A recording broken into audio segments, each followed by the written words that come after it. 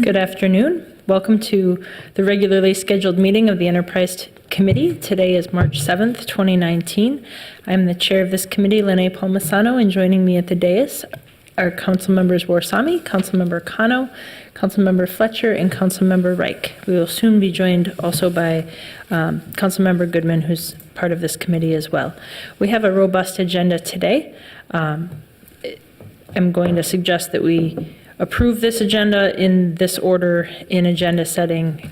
There were some discussions about how we best accommodate guests that we have with us today, and that would be to have the NCAA men's basketball Final Four update go first, followed by public communications projects and initiatives being coordinated across the enterprise second, and then lastly but not least with our city coordinator monthly update. All those in approval, please signify by saying aye. Aye. Great. Let's go ahead and get started. Welcome. Thank you. Thank you, Chair Palmisano, council members. My name is Brittany Allen, and I'm the Special Events Coordinator for the city. I have some of my colleagues here, Commander Melissa Chido from Minneapolis Police, Jeff Johnson from the Convention Center, Jennifer Lowry from Public Works, Brian Gorman from Emergency Management, Greta Bergstrom from Communications, and Dan Huff from the Health Department, as well as our planning partner, Sydney Bickerstaff from the Minneapolis Local Organizing Committee. I'm going to go through my presentation, and then they can stand for questions if needed. So why host the Final Four? One of the main things that comes out of hosting the Final Four is generating economic activity for our region. The city will be buzzing with regional, national, and even international visitors. We also want to work on aligning our investment of public and private infrastructure in our sports venues, hospitality venues, and transit. We have world-class facilities, and we'd like to use them to showcase them to visitors coming in town, as well as those watching on television. As mentioned, this event will be broadcast internationally, and so we'll have a lot of eyeballs in Minneapolis during this time. This event also helps support our nearly 35,000 hospitality workers in downtown. We hope all of our hotels, restaurants, and entertainment venues will be full at this time. The event is from April 5th through the 8th, Friday through Monday. We expect around 90,000 visitors to come to town. Our 9,000 hotel rooms in Minneapolis will be full. And the events will all be in downtown Minneapolis at US Bank Stadium, Minneapolis Convention Center, the Armory, and Nicollet Mall. Here are our partners in this project. Our host institution is the University of Minnesota. An event like this would not come to town unless we had a strong support host institution. The MSFA owns US Bank Stadium and operates US Bank Stadium, and so they're a big partner in it. The Minneapolis Local Organizing Committee is the group that sort of is the glue and brings everything together locally. Minneapolis helped put together the bid for the event, and they work on the hotel hospitality portion of it. And then, of course, the city, we will be doing our normal support of the event, in which I'll go into in a bit. Here are the events. Final Four Friday is April 5th. It's a free event at US Bank Stadium, open to the public.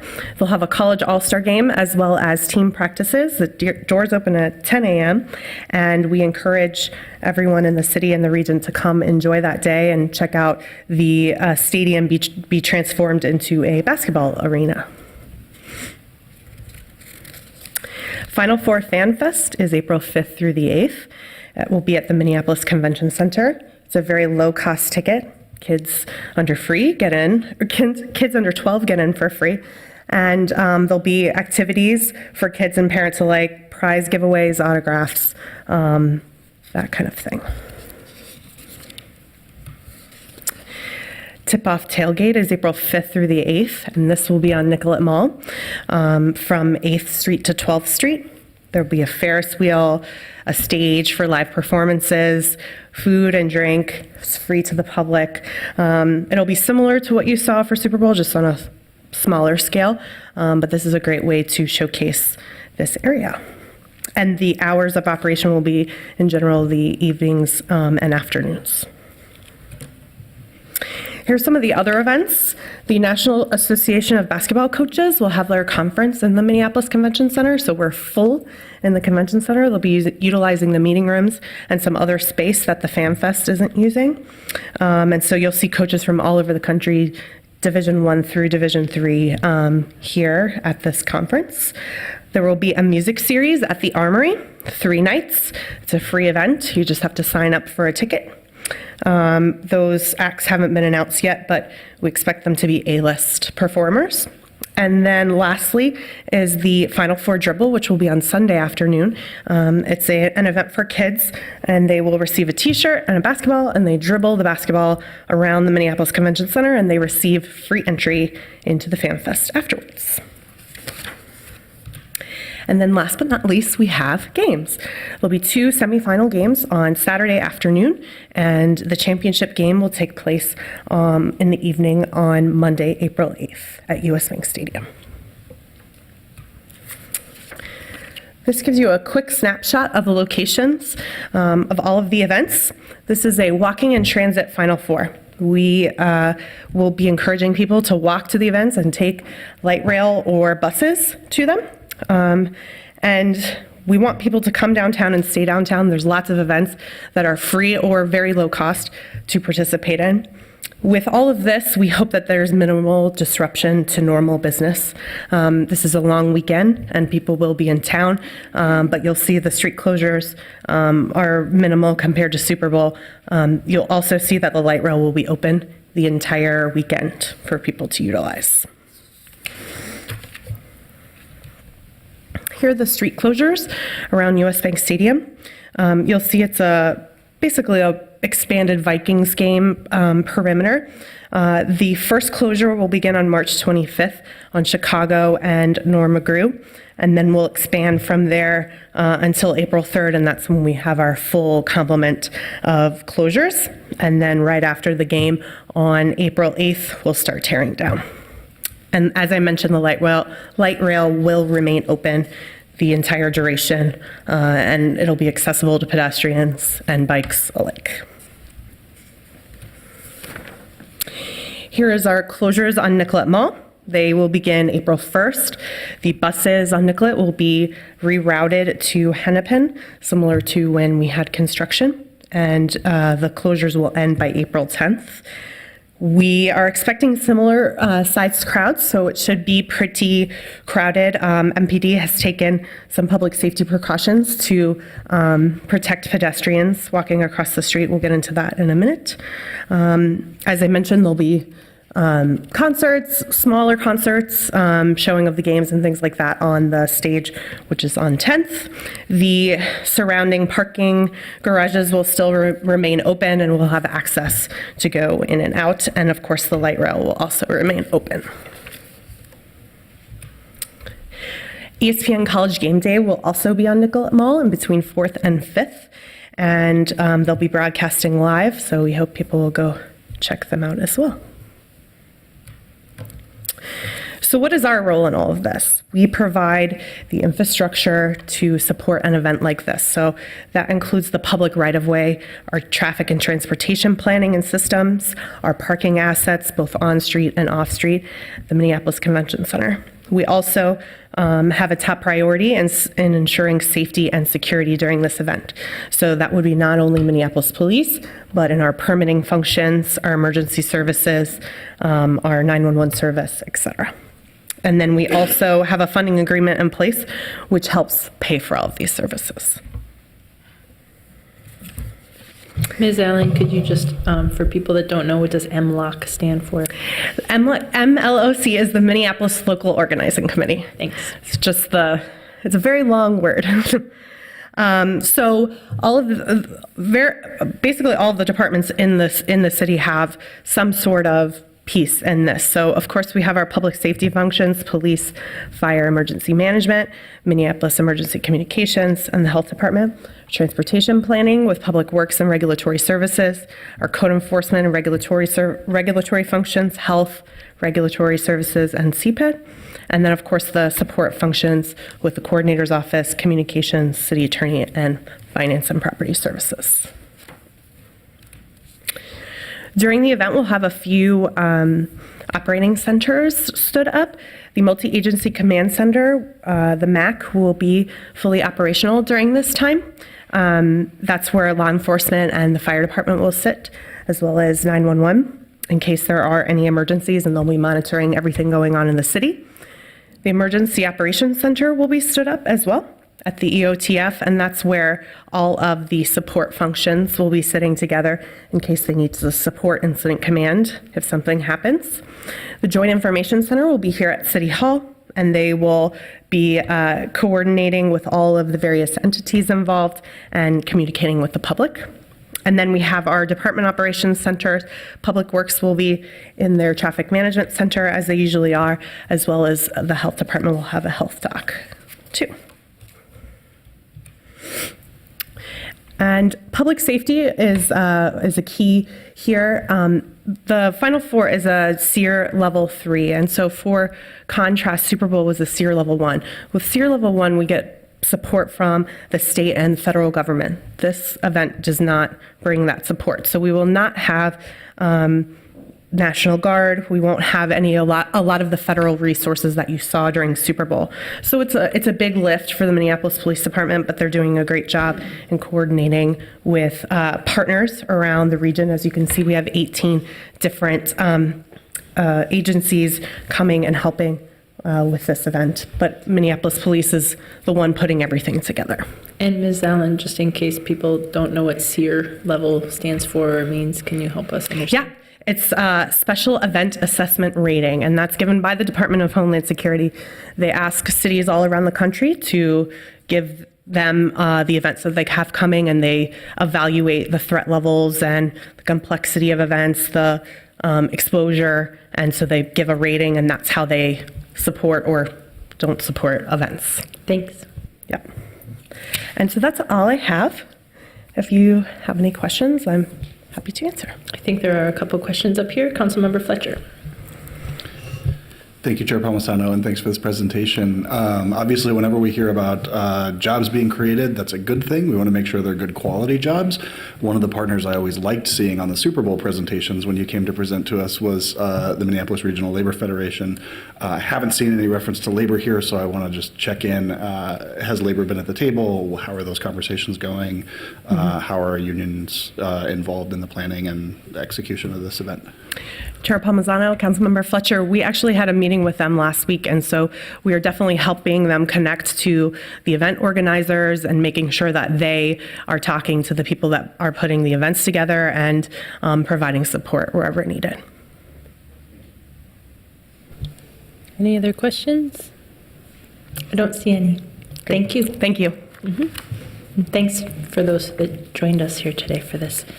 Next, we have our public communications projects and initiatives, and I've asked Greta Bergstrom to come and present to us. It was really more in line with my checking up on seeing how things were going, because in the last budget cycle, we asked them to use some potential rollover money to coordinate an audit of how we communicate and what we might be able to be doing better to coordinate across the enterprise. So she has an update on that as to where it is, but she also has more. So thank you for joining us today. I do.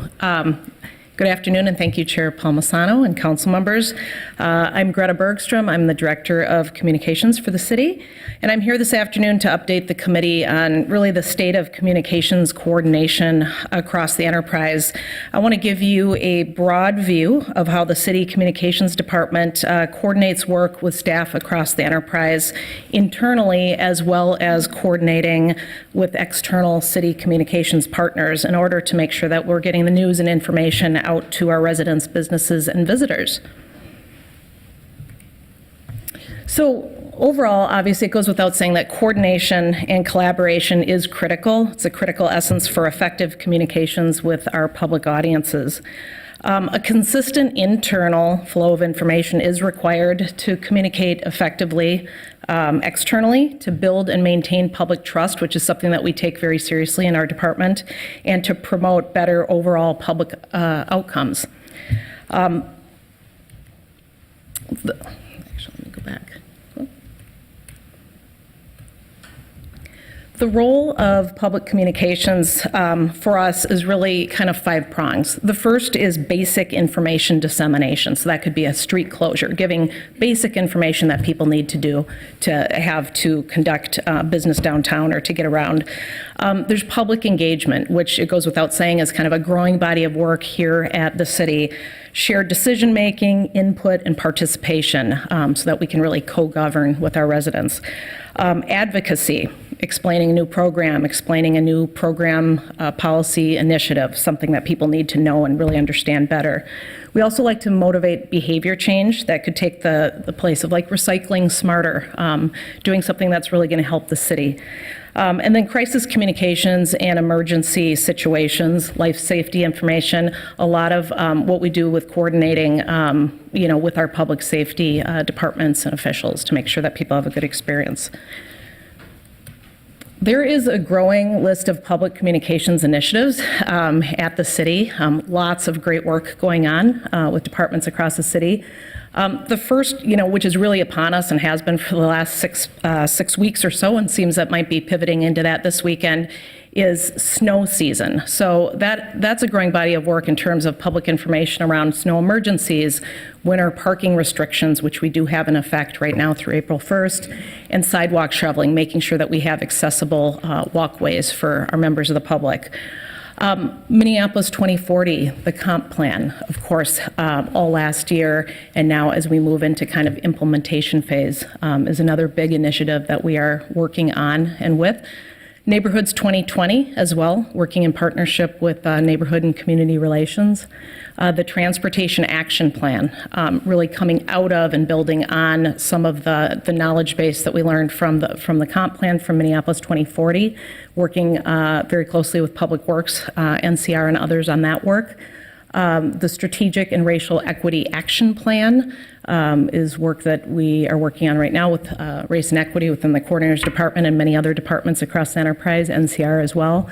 The Upper Harbor Terminal, another very important big project working on with CPED and others. Vision Zero, under the leadership of Robin Hutchison and our Public Works Director, and there's a broad table of engagement around that work. Municipal ID, which was passed and which is moving forward this year into implementation and building that program, working closely with the clerk's office and others. And then U.S. Census, which we're just about a year out from the April 1st, 2020 date. And so working really closely both with a table internally of partners and kind of working closely with the clerk's office, with NCR and communications, and then with an external table of communications partners as well. If I could just pause you there, we have a question or comment from Councilmember Kano. Hi there. Thank you so much for the presentation here. A couple of things. So one is more of a comment, and then the other one is more of a question. I'll start with the comment. I know that on the previous slide where you identified the hot projects you're working on right now, I just wanted to flag for my colleagues that we're likely going to start a conversation around elections, and you've probably seen the information from our clerk's office and from the elections division and our elections chair around the thinking that we're putting into doing the type of work we could be doing now for the 2020 election, which technically people can actually cast their vote for the presidential primary in January of 2020, which means things get kind of pushed back onto us, onto this year, quite early. So I just wanted to flag that for folks, that that's something that's ruminating in both my mind and sharing that with other folks, such as our chair of the elections committee, Councilmember Ellison, and our clerk's office, as well as our elections division. The other thing is a snow season. So I have a question around that because I represent a lot of community members whose primary language is not English, And what we're seeing is when we have these snow emergencies pop up, and naturally I'm asking the question because they've been so frequent lately, that there are shopping areas where we get, where there are diverse, whether it's a grocery store or a mall or a mercado, etc., where compliance seems low because, number one, folks likely don't know that this kind of communication might exist, but also because some folks are coming from outside of the city, and so maybe they're not as well in tune with how the city operates around these things. So oftentimes I reach out to Public Works saying, hey, can we get more information to this neighborhood about the snow emergency? And I'm kind of wondering, should I be directing my questions more to communications about how do we get the word out to those communities who may not be like on Facebook or Twitter, or they might not be listening to like NPR or something, and it's just like an ongoing issue in my ward, is that we just don't have compliance in very specific areas of the city that are very diverse and very multilingual, and I'm just trying to crack the nut. I'm like, what is it going to take to get, because what I liked about your previous slide to this is like you mentioned changing behavior or something like that through like education and information. Yeah. And I was like, wow, we really could help, could use the help in certain areas around these populations and with the snow emergencies. So I just wanted to hear your thoughts on like what is the role of communications in that, and should I continue to lean on Public Works, or should I try to ask you for help, or how do we do it? Sure. I chair Palmisano, Councilmember Khanna. I really appreciate that question. I think the first thing is that we are working very closely in partnership, the communications department, with Public Works. I feel like we've been kind of in lockstep the last 6 weeks with them because of all the, every 3 days or a couple weeks or so. I would say if you reach out to them or if you reach out to us, we will be talking or should be talking to each other. So I think in either case, that message should be getting at least back to my department. We have a few things in place now, and I realize these are not fully comprehensive. People are still, there's going to be gaps in knowledge and awareness. We work for every snow emergency, for instance. One of my first calls after working with the Public Works Director to make a determination about a snow emergency, if one is declared, or a winter parking restriction, is with NCR. And so we have staff in NCR that are updating the language lines in Hmong and Somali and in Spanish. And they are getting the word out as well through social media, through their social media networks. While that's not perfect and it's not going to, connect with everybody, it is helpful in getting that out. I think we are constantly, we will be having a debrief after this snow season, if the winter does end, to talk about what additional efforts we can do in terms of multi-language communications. We have our city radio programs that I'll speak to as well in language that we have been doing quite a bit of communication. Like La Raza, we've had, I think, 2 programs on snow emergency, winter parking restrictions. So I don't have a perfect answer about, but we are continuing to elevate and get more information out in multiple languages and in community. And so it's a rich source of conversation that helps to speak to it.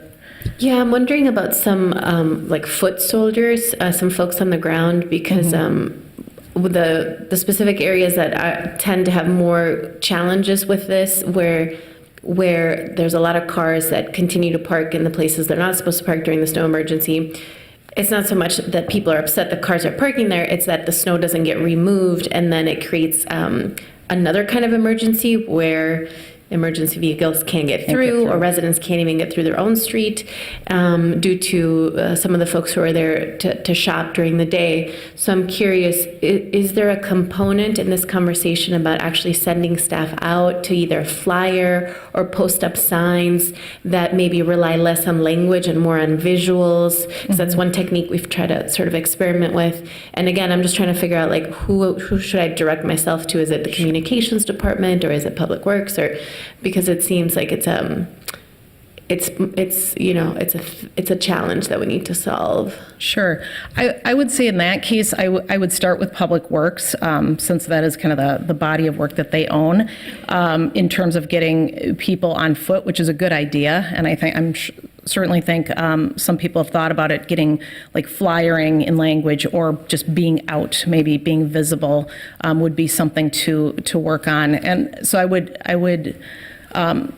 I probably would recommend reaching out first and foremost to Public Works, and then we could work in partnership with them if there are any communications pieces that need to be developed to go out in language, or just if we want to put some form of additional communications in motion that's more visual, it's more out in community and that sort of thing. Yep, but I'll also take that information back too as well.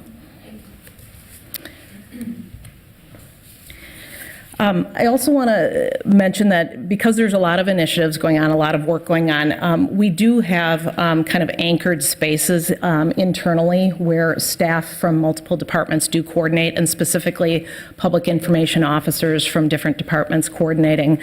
The first is a bi-weekly meeting on Monday afternoons of public information officers, and I chair that meeting.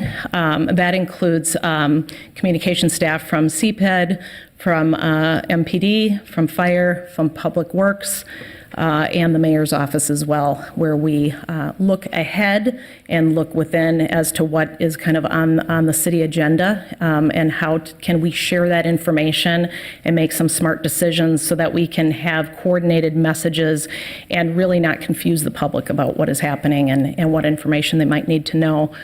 We have bi-weekly meetings with the city clerk and records to go over incoming data practices requests. Those are both from the media as well as from the public, from individuals that have requests of city data.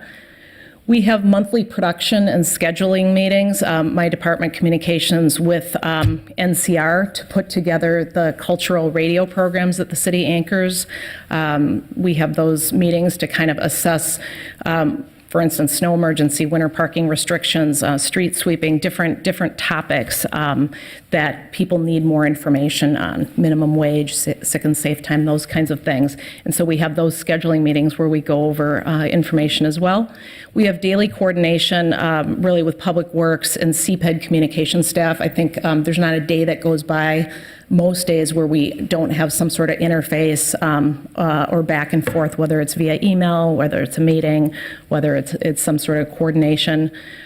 Regular ongoing communications meeting that I have with the mayor's communications director and with MPD's PIO to discuss and coordinate ongoing information.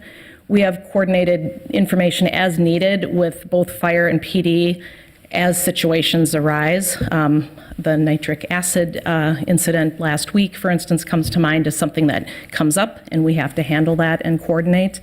The engagement design team meetings are every other week on Thursdays. I think lately we've had fewer of those, but that includes communications, NCR, arts, culture, and the creative economy, 311, race and equity, and the city clerk's office. And we have a growing body of work regarding the development of the new public website that will be launched at the end of this year with about 50 or so staff from around the enterprise who are working on changing, reducing, improving the content that will go on that new website that will be transferred over to the new website. We also have if I could just stop you for a quick second. I appreciate your leadership in helping to drive and keep consistent the kinds of content on our new website. I'm curious, with all of the coordination and meetings that you have with those partners listed on the previous slide,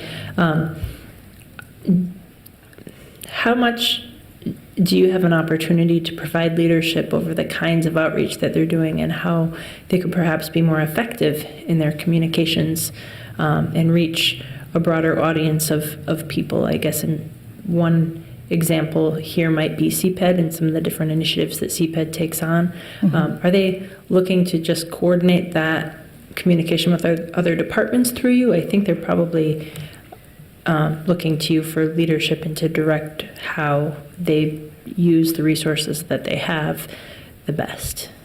Sure.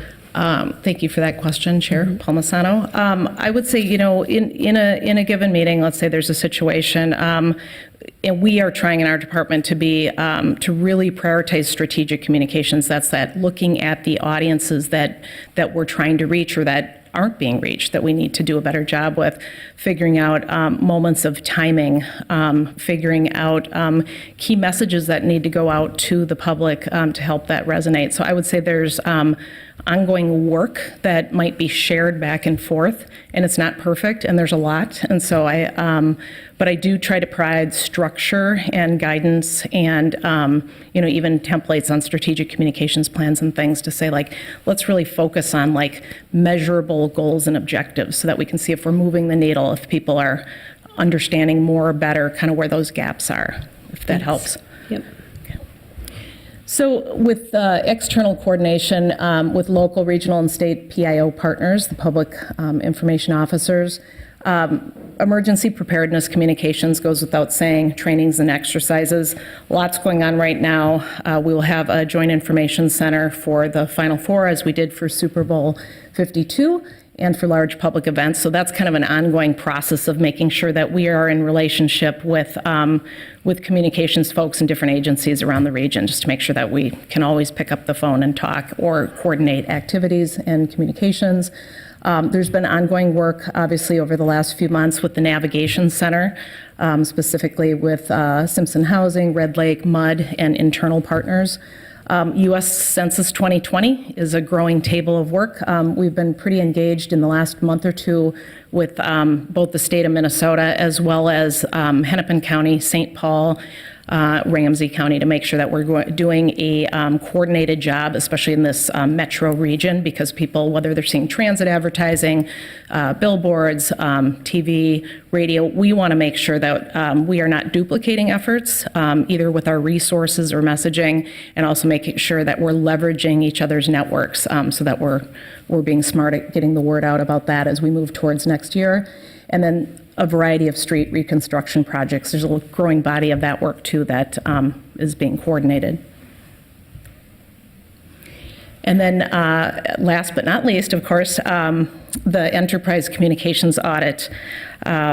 So there was staff direction at the end of last year, as you mentioned, with the goal, I think, of improving the overall alignment and effectiveness of communications and public engagement activities at the city, and that the desired vendor outcomes are providing an overview of existing scope of communications resources across the enterprise. There are a lot of resources across the enterprise with communications. I think the goal is to figure out, are we using these wisely? How could they be used better in different ways or shapes, just to make sure that we're maximizing our efforts and our resources. We'll also be reviewing the effectiveness of current past strategies, capabilities, tactics, structures, protocols. Is what we have in place enough, sufficient, not good? What should we change? And providing guidance and recommendations on how the city might improve the proactivity and the diversity of communications efforts. The status of that has been a little bit slower than I would have liked, but we have an RFP went out publicly to 30 target market program vendors in February. At this stage, though, the RFP was just opened up at the beginning of this week for public response, and those will be due next Friday, March 15th. There are a couple I know in process at this moment to come in, and our estimated service delivery date, when we will actually have a body of recommendations back that could go back to council for consideration, would be the very beginning of July of this year. So I would expect our department to be able to report back to council with the results of findings and recommendations probably July or August. Thank you for that. And that concludes my presentation. I can stand for any questions that you might have. Questions, thoughts? Councilmember Fletcher. Thank you, Chair Palmisano. I don't have any specific questions right now. I just want to sort of appreciate the presentation and signal that I am very interested in the results of the audit. So I think as you know, as that comes back and as we get a chance to think about whether the way we've distributed communications resources throughout the enterprise is the most effective way to be communicating with people. I think it's going to be very interesting to see those results. So Sure. Thanks for this. I'm looking forward to that coming back. Thank you. Thank you. And I don't see any more. So thank you so much for this update, Ms. Bergstrom. Thank you. We will talk again soon. Next, we have the city coordinator's monthly update, and we have Andrea Larson here to give that presentation. Welcome. Thank you. Good afternoon. I'm Andrea Larson, Director of Strategic Management in the Coordinator's Office. I have a few updates to go over of some of the most pertinent work, not representative of all of the work in the Coordinator's Office. I'll start with an update on budget and results. Results Minneapolis is in full swing for 2019. Departments are in the midst of completing their reports with support from Brian Smith, who's now leading Results Minneapolis, and his team. So something to be aware of, that they're all working hard on that, we hope. And then, as you know, we have put budget hearings on the calendar for this spring. And we're really excited about these being a replacement for previous Results Minneapolis meetings. This venue, leveraging budget hearings as a venue to discuss performance of current service levels, is really exciting. It makes it more accessible to all of our council members and the public than our prior structure. And I think we're really excited about bringing current service level analysis into the budget process earlier in the year, so we can all start thinking about how we're doing and how we're using our base budget. I really appreciate that. I want to remind my colleagues that we did send out, through the mayor's direction, we did send out communication to all department heads that basically said, don't come for your budget meeting without your results stuff in hand. And that's a change, because that used to happen throughout the year, and that's also a really good thing. I also want to acknowledge, though, that is very condensed, in part because of our annual budget cycle that we've been exploring the merits and consequences of doing something different with that. It is going to seem fairly condensed, and I want to just share as a little bit of a concern, if we could do better with results even beyond what we're doing now, it would be to find some way to better represent outcomes that are cross-departmental in nature. And what you're going to see in the results work this year, the way that it's reported out, is it has to come through a department head. Would you say that's fair? Chair Palmisano, I would say that's fair. Yeah. And I'd like to echo also what you said about this is new. This is a really big change for us. We have not reported results and performance like this before. And so I both appreciate everyone's willingness to accommodate this change. It came, early in the year, and willingness to try something new with results. Next, I'd like to talk about strategic and racial equity action planning. A quick update on vision and values. There's a small group that's been meeting and working over the vision and values due to some scheduling. They were not able to meet again until March 13th, and so we're planning to bring an update, hopefully for final discussion, to the March 27th Committee of the Whole. At that Committee of the Whole meeting, we will also bring an update on some of the work that Micah Intermill, our budget director, has been doing on a staff direction that asked him to look at defining and categorizing our work as mandatory and discretionary. And so we'll provide an update on that at the same time as we bring information about vision and values forward. And then lastly, an update on operationalizing the goals and priorities that were set in the end of February. Joy Marr-Stevens, who leads our Division of Race and Equity, has been doing a lot of work and heavy lifting to set up the metrics of urgency sessions, which is the tool we're using to basically decide, and lay out a plan for how we're actually going to move forward the priorities that you all set. And so these involve both internal city staff and some external community thought leaders and experts in the areas that you identified. And we're really excited about these sessions. They're going to help us arrive at a coordinated strategy and some concrete metrics and steps to move that work forward. Those sessions are going to start at the end of March and will go through the end of April. I just want to note that we're really, really excited about the foundation that you've all provided us to build a really robust strategic and first racial equity action plan for the city. Something else that we've been working on in our office is some internal work based off of our own coordinator's office results session last fall, which identified the need for us to really define some tangible goals and metrics. As an office, we certainly have those before, but really putting forth an idea of what our mission is as a coordinator's office and lining up some metrics with that. And also developing an intake system as we have a lot of projects and work coming our way, being able to thoughtfully identify what it is that we can add value to, how to do that, and how to stagger it within our department, which is very much on the theme that I think the city is thinking about around prioritizing, and something that we're encouraging others to do and that we're doing ourselves. Next, I'll give an update on our resilience work. We're excited to have Ron Harris, who's joined our office as our Chief Resiliency Officer, leading this work. This week, 100 Resilient Cities, the grantor, is in town, meeting with mayor and council president and strategic initiative managers.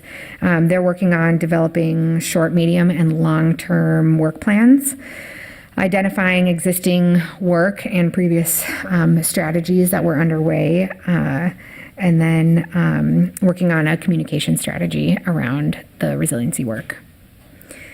And then a quick update on human trafficking, and Sunu, who leads this work, is with us too to answer any questions. She's been doing a lot of work engaging folks on prevention of human trafficking, developing plans to engage community, working with NCR and communications, including 2 major radio interviews with WCCO and KFAI radio. She's been developing and coordinating work internally, including interdepartmental meetings with division and department directors to explore toolkits for first responders and inspectors. She's been bringing knowledge and experience from and needs of our community to regional and statewide awareness, including participation in the statewide wage theft coalition. And then is in the process of contracting out with the advocates of human rights to implement recommendations outlined in the labor trafficking guidelines. So those are just a few of the areas that I wanted to feature today. I can stand for questions. Thank you. I know that next month, in our next enterprise meeting, we have a topic that will more formally look at the work that Shunu is doing on human trafficking and how we might formalize that in some way to expand our resolution that originally was about human trafficking and juvenile trafficking specifically, to incorporate the work that she is really her scope and what she's been working on. Are there any questions or comments from members of the committee? I don't see any. Thanks for being here. Thank you. Thanks for your time. With all items on our agenda complete, I will adjourn this meeting. Thank you.